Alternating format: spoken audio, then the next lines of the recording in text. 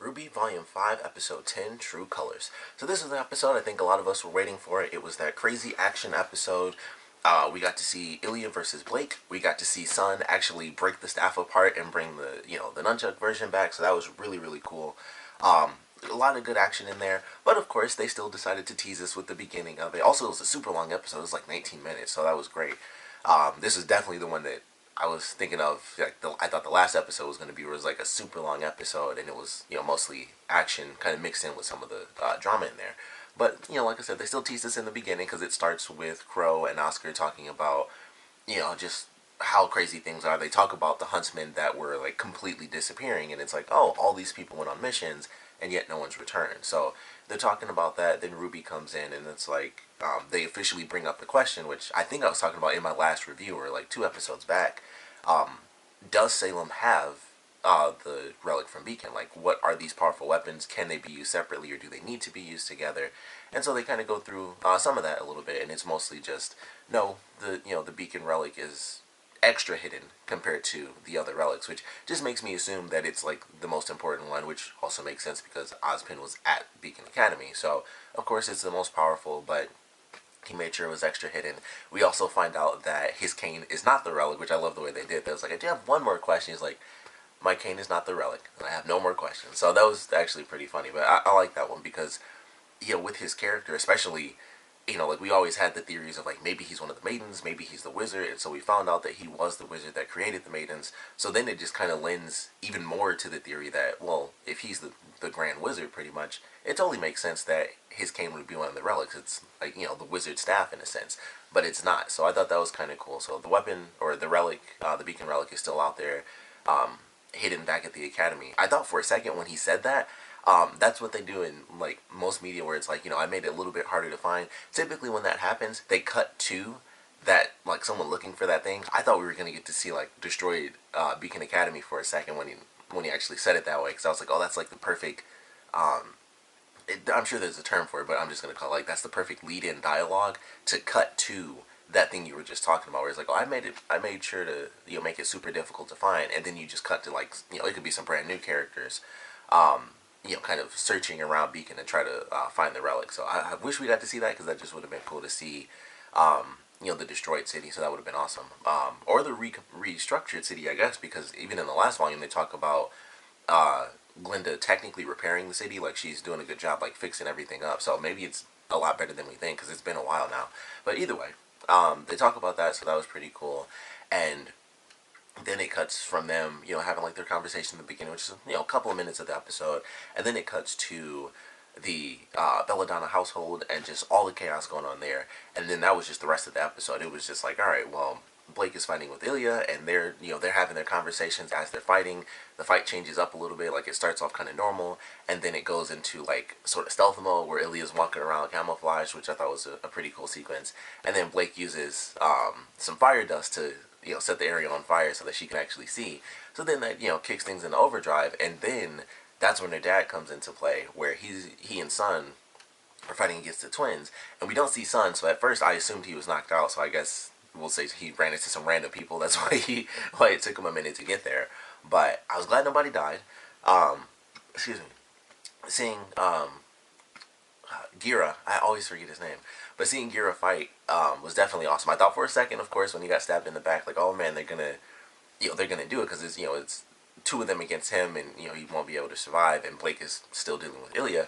So I thought they were gonna be split up, and he would be stuck, and like I said, Sun wasn't there, so maybe they already knocked him out or whatever.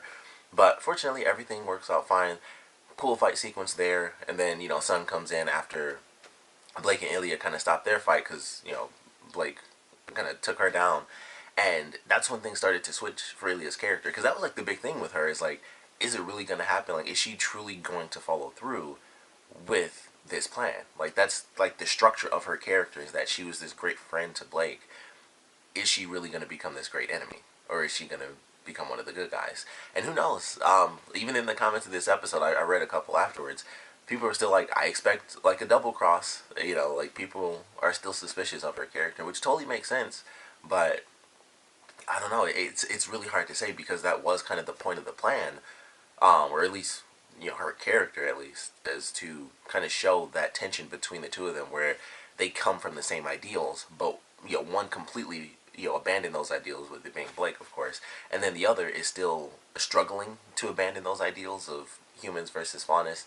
So it could be real that Ilia just finally made it to that point of, you know, where Blake is, and they even say where it's like, she learned a lesson much earlier than I did. It eluded me until I was much older than her, and that's forgiveness. There's a lot of power in forgiveness. So it's like, they have the special line and the friendship look and all that. So it's like, I think she's on the side of the heroes, but you never know. Could be some grand twist at the end where she's like, yeah, it was just an easy way to do it. I was beat, so figured I'd join you and all that stuff. But if that's the case, then man, Ilia can act, because she was crying and everything, like, I don't know what to do and stuff. So if all of that was an act, that would be a heck of a twist towards the end of the season. So that would be surprising. But if I had to bet, I would say that she is officially a part of the hero team now. So I think that'll be pretty cool. But the action was definitely great. Like I said, we got to see Sun, break the staff apart, because I've been waiting forever. Because I'm like, yeah, he uses the staff, which is super awesome.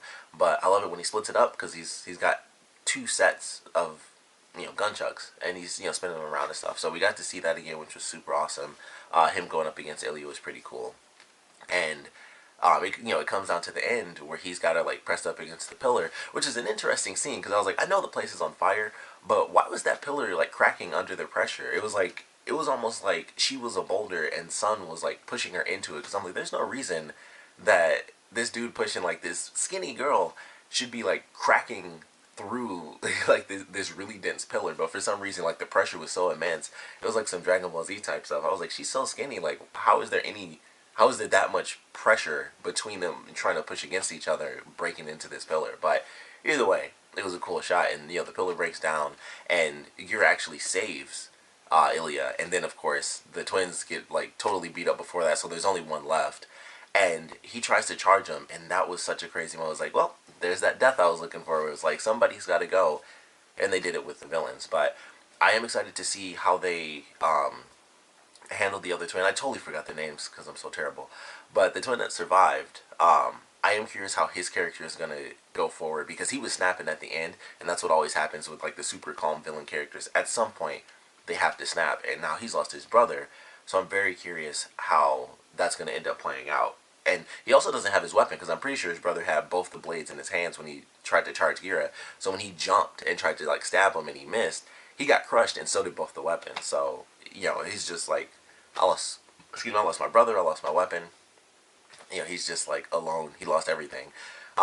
So it was definitely an awesome fight. We do find out that Blake's mom is super badass. Like, she survived just basically fighting on her own. Like, she was fighting, the gun ran out of ammo, and then the other guards were like, the one woman was hiding behind a pillar, the other dude actually got tackled and like, well, I guess she saved his life. He was about to be choked to death by the bad guy, and she went and knocked him out, and everything was cool. It was like, awesome.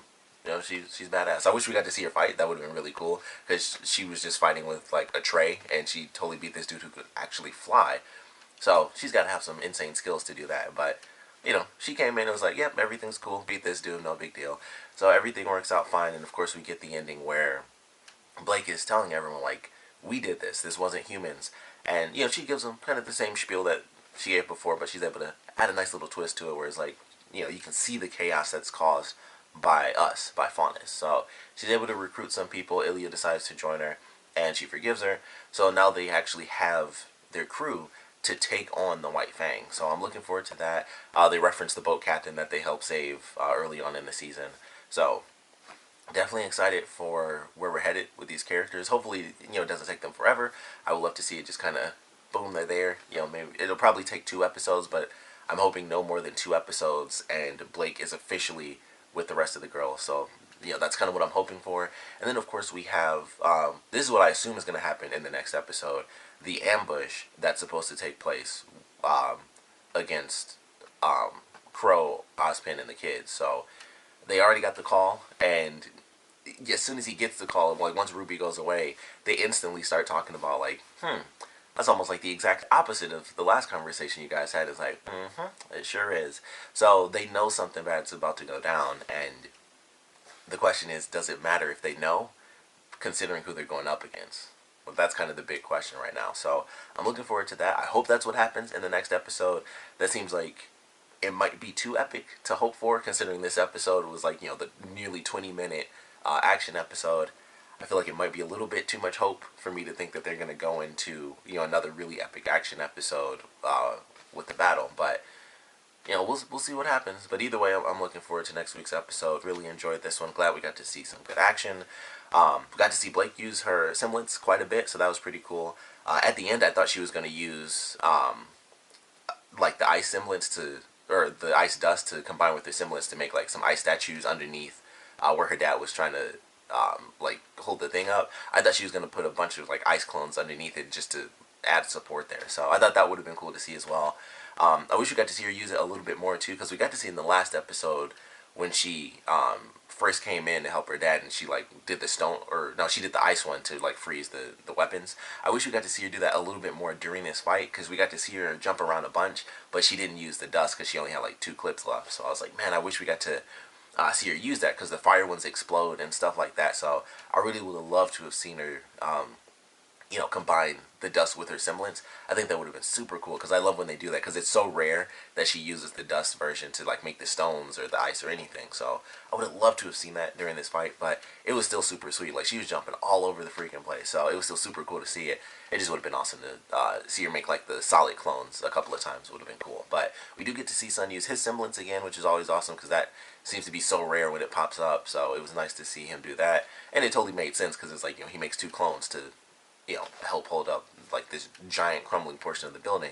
So it totally made sense. It was like, all right, Sun, like as soon as it happened, I was like, all right, Sun, time to use your power. And of course he did. So definitely cool to see powers that we don't get to see as often as I would like, because typically when they're just walking around, why would he make clones? Why would she be making her little clones?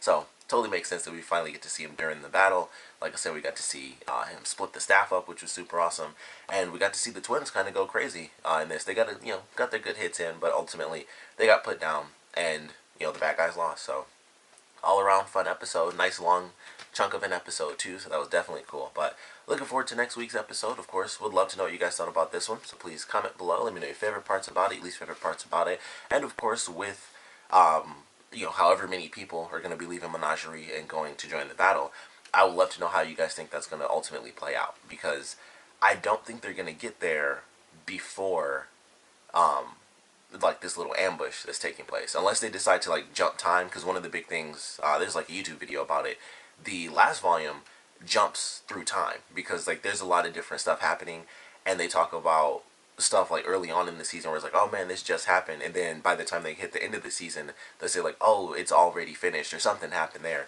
So I think in the last volume, all the stories take place at different times. So they might actually be doing that with this, where everything that's happening in Menagerie could be happening at a different time period than everything else we've seen with the characters. So, I could be wrong with that. I don't know 100%, but if they decide to do that, that would be very cool, where it's like, all this took place just a few days before the little ambush, so that way when the ambush takes place, we actually do see Blake and everyone else show up as the ambush is going on.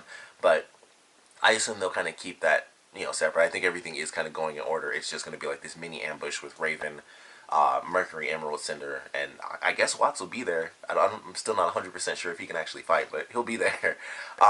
So we'll see that little ambush with them versus however we're going to classify the teams at this point. It's hard to be like Team Ranger plus Weiss and Blake, so I like most of Team RWBY and most of Team Juniper, plus Crow and Ozpin. So I think we'll see that ambush first and see how that fight plays out, and then a few episodes afterwards is when we're gonna get like the crazy big Faunus battle with the White Fang. So that's my theory on it. I think it'll just be, hopefully, either the next episode or the one after next will be just the characters that are in that location. They're all gonna fight.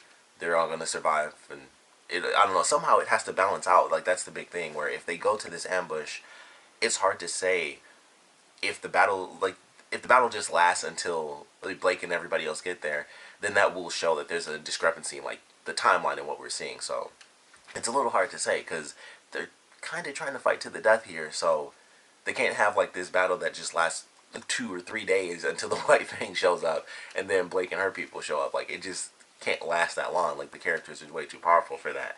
People are gonna die, before that happens. So it's kind of hard to say how that'll play out. Like, I just assume that they probably will save the battle, because Like I said, at this point, I can't think of how they could have the battle and then it ends and there's no crazy, moment after that. Either someone would die or they have to just keep the fight going. Like if they stop the battle, they're just running for their lives or something crazy. So I don't know. Once they start, I don't see how they could stop, and it makes sense. But that's just me. But I would love to know how you guys think it might play out. And of course, I want to know what you guys thought about this episode in general. So please comment below, let me know, and thanks for watching.